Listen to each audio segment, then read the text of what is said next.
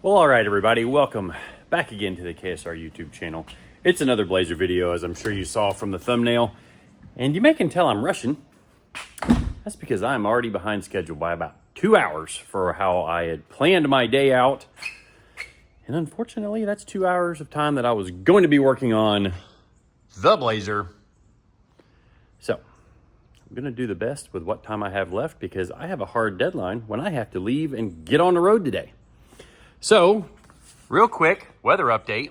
It's cloudy, but it is Florida, so that means I'm in shorts and a t-shirt. It's in the mid-70s. It's a little warmer than what I would prefer for this time of year. I mean, yeah, it's great for working on stuff in the shop, but it just doesn't have that wintry feel. But by the time today ends, I'm going to be somewhere where it will be a wintry feel, but that will be in another video. So let's get through the intro and get to work.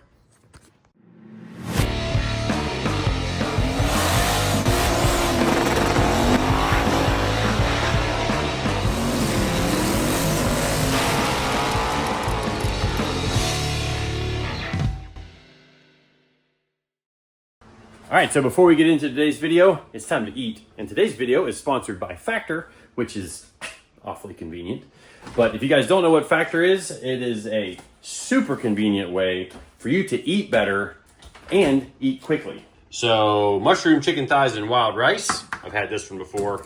It's awesome. So all we have to do is poke some holes in the plastic, throw this thing in the microwave for 2 minutes, let it sit for a minute after that, and we are ready to eat. So you guys may have seen me talk about Factor before, but lately they have doubled the size of some of their high protein options, including things like salmon burger and bison sausage. All right, we're already done. Need to let it rest for just a minute. And like we just showed you, these things only take a couple of minutes to heat up. And it's way better than running out and trying to go get fast food from somewhere. I can stay right here. There's no cleanup afterwards because literally once I'm done eating, I just throw it away. No meal prep. It's so easy to maintain a routine with Factor. And Factor has no artificial seed oils, no artificial sweeteners, no artificial colors, and no refined sugars. It's been long enough, it's time for me to eat.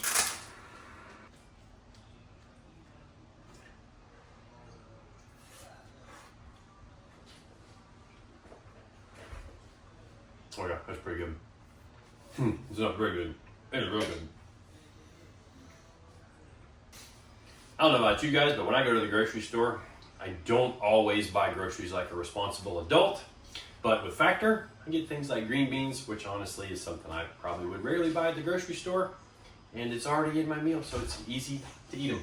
So Factor has helped me maintain a healthy routine of eating better.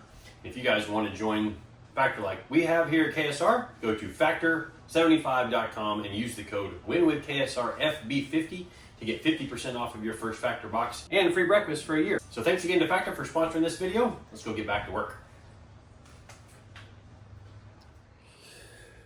All right, well, time to get into work on the Blazer. Going to be a short bit of yapping today. Probably going to be a shorter video because I just know what time I have available, and it's not much, unfortunately. And that's just the way this Christmas week has worked out. I think I said that right. And I hope you all had a great Christmas with your family. I'm actually not even celebrating my Christmas with my kids until tomorrow because that's just how my schedule worked out this year. But just wanted to wish you all a Merry Christmas. And also, since we're early in this episode and since there's probably more of you than in our regular videos, I plan to do a Q&A video from where I'm headed. But I need more questions. And I've asked the members, gotten a few questions from the members of the channel. I've also asked in a previous video and got some more pretty good questions, but I want to see what kind of questions you guys want answered. And we're kind of going to take the most popular or the most commonly asked questions, and that's the ones we're going to answer. So anyways, for today, I plan on making the upper straps for the gas tank, which means we're going to snatch the body back up off the frame. But in doing that, it also means I'm going to be welding in that cross member that we made in the last video. And then the plan is that we will just do the shock mounts and stuff after the bar is welded in. Now, there's a good chance I'm cutting out more of the floor. Maybe not in this video, but I'm pretty sure the drive shaft is going to be really close right there. The transmission is going to be really close right here. So, and I'd already planned to cut out this. And as long as I don't remove this stud and that stud there, I can remake, or I can reattach those two mounts right there to the seatbelt bar that Ty had made back when it's actually seatbelt bar slash a lower bar for the seats themselves. We're gonna reuse that. But if I'm gonna be cutting out all of this anyway, if I can make it a little bit lighter, kind of in the same way I'm thinking I'm still gonna cut out the mini tubs or the factory inner wheel tubs. I hear an airplane. Y'all know I like airplanes. But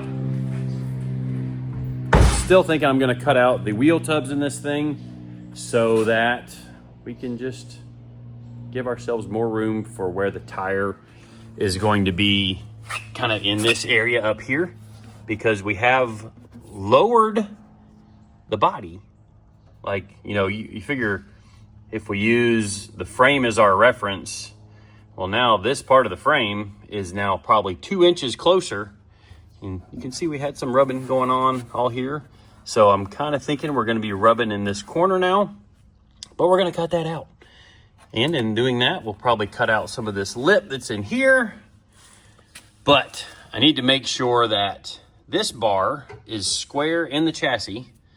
And then we're gonna get the welder out. And we're gonna weld that thing in so that we can weld the straps above the gas tank. And then if I can get that done, there's a chance that I set the body back on the frame and start welding it in this video. Slim chance, but we're gonna give it a shot. So, thank you all for watching, subscribing, following along, buying stuff from winwithksr.com. It's always a huge help when you guys buy some merch. But time for me to quit yapping and get to work.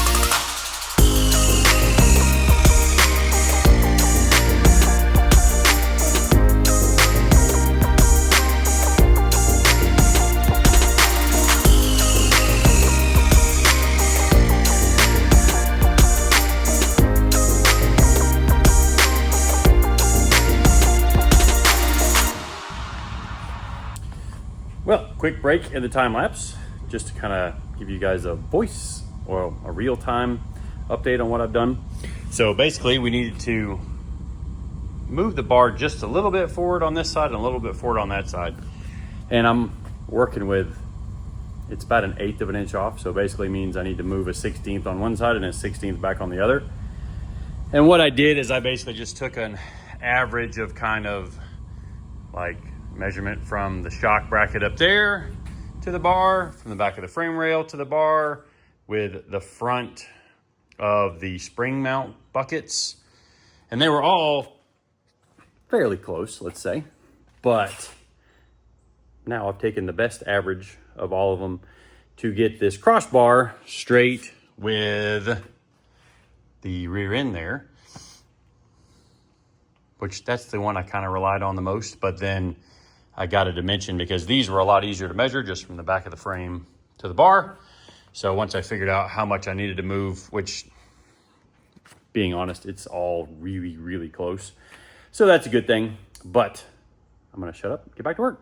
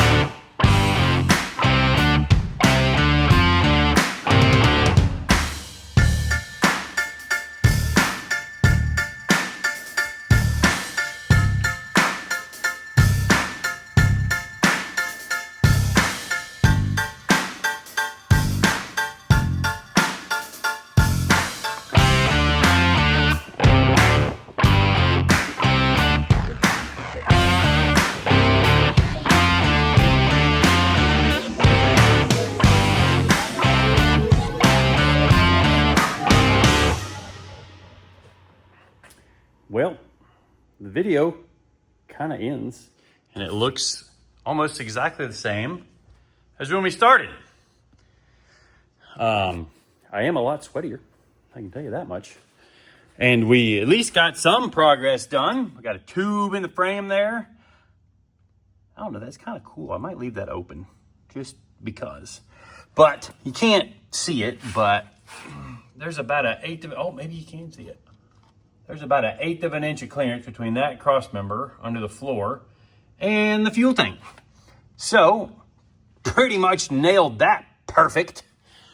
And yes, for those of you that are also fabricators, you might understand that I'm going to pop that other one back out, that strap that I made. And let's see if this will look back up. We'll pop that out and remake it for the other side. Just because it's a heck of a lot easier to copy something you've already done, especially in sheet metal. Well, at least it's not really sheet metal. It's some 1/8 inch chromoly strap, which actually it's probably a little wide, but You can see kind of what I was going for there. Got a nice snug fit down there with a little tack, and I'm making it to where it grabs the cell kind of fore and aft. So you can see it's touching there. It's basically touching there. Obviously it's touching on the top, and then it wraps this front edge here to kind of hold it in place. And then when we make the straps that go underneath, it'll catch that front edge. And I don't know how exactly I'm going to do that yet. If I'm going to make that just another strap that comes up and then bends out and basically just through bolts through the cross member there.